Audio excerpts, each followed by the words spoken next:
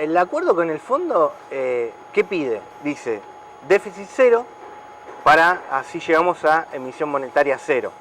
Si bien los dos tienen cierto artilugio, porque no es déficit cero, es déficit primario cero, claro, y no es emisión cero, tampoco porque se pagan los intereses que también no se pagan en efectivo emitiendo base monetaria, se pagan directamente con depósitos, vía un depósito bancario. En consecuencia, los dos tienen cierto artilugios que no es tan real, de déficit cero, base monetaria cero, pero sí marca un norte, en el sentido de que, muchachos, acomoden las cuentas públicas, así en consecuencia no tienen la necesidad de prender la maquinita. Claro. Eso de fondo se deja de ver en el acuerdo con el fondo, pero ya te digo, Argentina solo va a lograr acomodar, frenar la inflación, solo se acomoda las cuentas públicas. El acuerdo con el fondo tiene ese espíritu, pero es algo laxo por lo menos para 2019. 2020 la verdad es dependiendo de quién gane las elecciones. Porque en Argentina es largo plazo ya 2020. 2020, Argentina lo que hace diferente del mundo es que, por ejemplo, en Estados Unidos, republicanos y demócratas tendrán profundas diferencias, pero no ponen en duda una economía de mercado. No ponen en duda que los precios no se tocan. No ponen en duda que el norte son las exportaciones. Te vas al arco argentino y Argentina sí pone en duda que la economía de mercado sea el camino al desarrollo. No por nada el peronismo habla de combatir el capital, ¿no? En consecuencia te hace de que, bueno, y de dónde venimos, de tanto coquetear con Venezuela a punto tal de que ya no teníamos ninguna relación comercial con muchos de los países a los que Argentina históricamente está vinculado, ¿no? Claro. Argentina tiene todas raíces españolas e italianas y no obstante nos gusta coquetear con Venezuela y con Irán, ¿no? Entonces ahí es el choque, de que Argentina pone en duda lo básico, que cosas que el mundo ya no pone en duda desde que cayó el muro de Berlín. Claro. Argentina se quedó discutiendo todavía estas cuestiones, por supuesto ya ahora entre los escombros del muro de Berlín, ¿no? Y digo, ¿pensás que este escenario, teniendo en cuenta la política que se lleva adelante, política monetaria, la situación fiscal, este escenario recesivo lo vamos a tener por un largo tiempo en la Argentina? Mirá, este año todavía son las esquirlas de la implosión del gradualismo, que es lo que intentó contener la herencia recibida, ¿no? Sí, sí, sí. Porque tampoco hay que poner en duda quién prendió la bomba y quién intentó apagarla, ¿no? Claro. Porque la bomba haciendo tic-tac la dejó el peronismo y el kirchnerismo. El Cambiemos tiene la culpa de que cortó el cable equivocado, no tengo duda. El gradualismo no era el cable que había que cortar, pero la bomba haciendo tic-tac te la dejó el peronismo. En consecuencia, es la crisis que está viviendo hoy en la Argentina es la combinación de ambos, pero el que prendió la bomba, o sea, no hay que discutir quién prendió la bomba. No hay duda que el gradualismo no era el cable a que cortar, pero... Y hoy vivimos esa crisis, de que no sabemos a quién echarle la culpa, ¿no? De 8 años de estancamiento económico. Argentina la última vez que creció fue minutos antes de poner el cepo. Eso hasta ahí llegó a crecer. 2011 te estoy hablando. El esquema este tan mentado y tan promocionado de metas de inflación en su momento también es parte de esta ingenuidad, esta visión equivocada de Cambiemos, de pensar que junto con el gradualismo íbamos a poder dominar ciertas expectativas inflacionarias, ir menguándolas. Sí. Para este país era una ingenuidad montar un esquema así. Mirá, lo que era una ingenuidad, si querés, era poner metas de inflación y no cortarle a la maquinita, porque eso es lo que hacía Cambiemos y gradualismo en particular, porque hablaba de metas de que te decía, de que si yo tengo meta de inflación los agregados son endógenos, pero tomaba dos decisiones que son exógenas, financiar al tesoro, que es exógeno, y comprar reservas, que es exógeno, y los dos implican la mayor parte de la creación de dinero.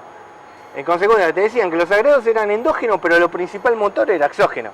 En consecuencia, ahí está el error, de que creer de que si vos no cortás dándole a la maquinita podés tener metas de inflación.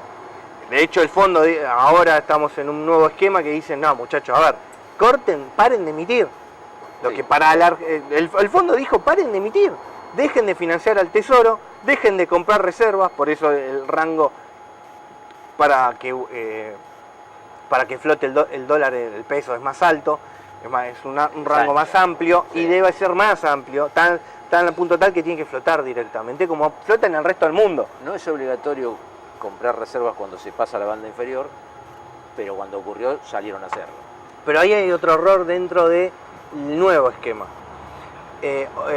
Que en el primer trimestre no tiene grandes consecuencias. Si lo haces ahora cuando venga la cosecha en el segundo trimestre sí va a tener consecuencias inflacionarias e importantes.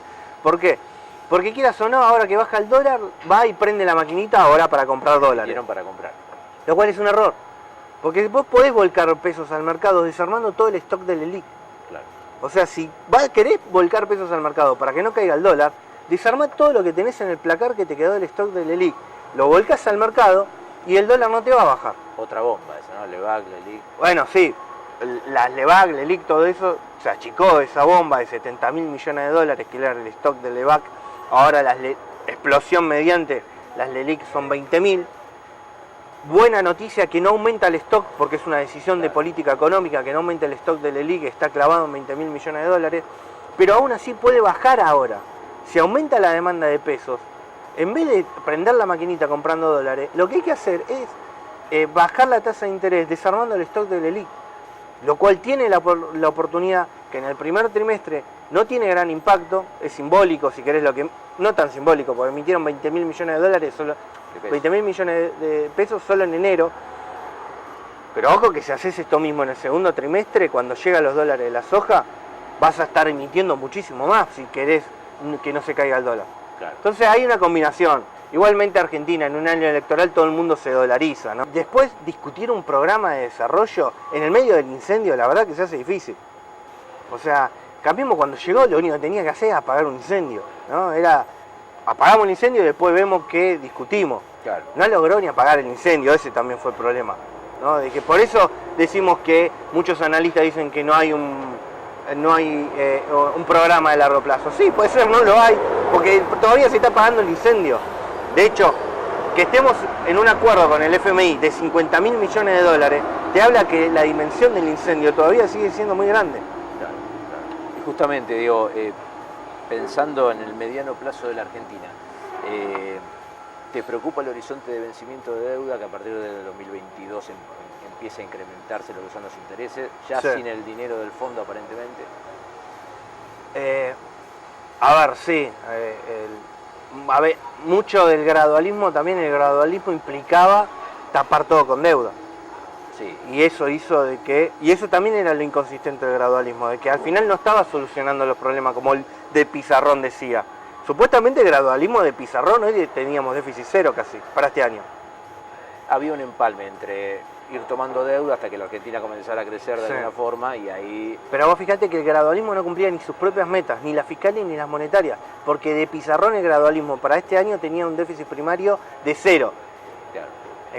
Y una inflación del 5, creo, ¿no? O sea, bien. Ahora, aunque no cumplía sus propias metas, aún en un escenario que no cumplía sus propias metas, tapaban su falta de intentar por lo menos llegar a esas metas con deuda pública, lo cual tomaron 80.000 millones de dólares solo contra privados y ahora contra el FMI unos 50.000. En el neto va a ser menos porque mucho de lo que se toma con el FMI es para pagar a los privados. Para pagarle a los privados que ya no quieren tener tanto nivel de riesgo de Argentina, no en un año electoral, ¿no? Ahora, terminado el acuerdo, digo, 2019 es el último año, sí, aparentemente, 2020 tendríamos que volver a financiarnos en los mercados. Sí. ¿Pensás que se pueden volver a abrir esas puertas para la Argentina? Sí, yo creo que sí. A ver, el nivel de endeudamiento que tomó Argentina es muy importante, no hay duda, estamos hablando de 100 puntos del PBI, ¿no? O sea, ellos habrán tomado, Cristina le dejó la deuda bruta, por decir un número en torno a 65, y ahora con 35 puntos más termina en casi 100, ¿no? En consecuencia, sí, evidentemente ya era alta la deuda y ellos tomaron más, y en consecuencia ya está agotado el nivel de posibilidad de que Argentina salga a tomar nueva deuda. Lo que sí, si viene un gobierno pro-mercado, uno de que hable de intentar insertar la Argentina al mundo, de intentar poner las exportaciones como motor de crecimiento, ¿no? Lo que a Argentina en un momento le hizo grande y lo que genuinamente le va a permitir pagar la deuda. En ese escenario, Argentina va a tener financiamiento para hacer rollover de la deuda, ¿no? Para decir, claro, los 100 puntos que se tomó, no importa, pagame los intereses y la seguimos pateando. Para eso Argentina en un escenario donde gana un gobierno pro mercado, lo va a poder hacer. Ahora, si gana un gobierno que no es pro mercado, y obviamente ahí está dentro el kirchnerismo, no va a tener financiamiento, no solo de los privados, tampoco va a tener financiamiento del FMI. Y no solo eso, el kirchnerismo se financió con la soja de 600 y después con todo el capital que se había invertido en los 90. Hoy ya no está ni la soja de 600 ni el capital que se había invertido en los 90, de hecho tenemos déficit energético, entre tantos otros déficits. O sea que el kirchnerismo, un potencial vuelta del kirchnerismo va a generar a que no tiene ni financiamiento, ni de deuda, ni de capital, ni soja en 600. Así que ojo que se enfrenta a una situación de que ni el kirchnerismo va a poder hacer populismo. Claro. La inflación en Argentina es la consecuencia del aumento constante del gasto público y darle a la maquinita para poder financiarlo. De esa historia solo hubo un paréntesis que fue la convertibilidad. Sí. Pero la convertibilidad no achicó el déficit público. Lo que hizo fue apagar la maquinita y prenderla y empezar a tomar deuda, lo cual terminó todo en el 2001. Y después, ahora el déficit fiscal es tan grande que Macri, estos 3 años de gobierno que tuvo, no solo se financiaba con la maquinita, sino también tomando deuda. O sea, eso te demuestra que los déficits fiscales el déficit fiscal era gigante. Para poner un número, Cristina cuando se fue dejó un déficit fiscal de 7 puntos del PBI. Macri, antes de tocarle el timbre al FMI, el déficit fiscal eran 6 puntos del PBI. El FMI para este año electoral dice bajalo a 3. 3 es el máximo tolerable dentro de la Unión Europea. Claro. Es decir, Argentina, aún haciendo un esfuerzo fiscal, está en un déficit fiscal máximo tolerable para estar dentro del euro.